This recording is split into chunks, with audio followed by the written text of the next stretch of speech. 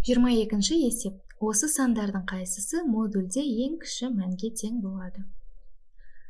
Модульде дегеніміз, яғни осы сандарды модульға салып жазсақ, ол әрқашан оң болып шығады. Яғни модульден шыққан сандардың қайсысы осы сандардың арасындағы ең кіші мәнге ие болады. 19-ды 6-ға бөлеміз, ол 3,6-дан 1 болады. Және модульден де плюс 3,6-дан 1 болып шығады. 9,6 3-ке бөлеміз. 3,2 болады. Және соңғысы минус 3,125 3,125 болып шығады модульден.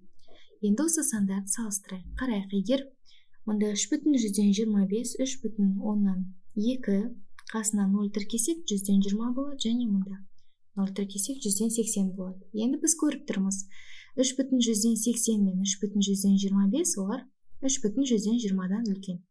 Демек, біз бірден бұл жауаптарды алып тастай аламыз.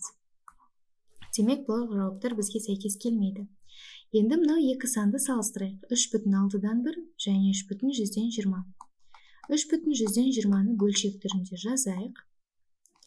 Және 20-ға қысқартсақ, 3,5-тен 1 шығады. Бізге 3,6-дан 1 мен 3,5-тен 1-ді салыстыру керек. Екеуінің қайсысы кіші мәнге ие? Екеуіне ортақ бөлім берейік. Ортақ бөлім 30 болады.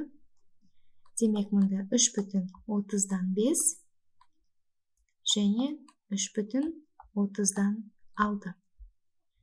30-дан 5, 30-дан 6-дан кіші екені белгілі. Демек, кіші мәнге ие сан ол 3,30-дан 5.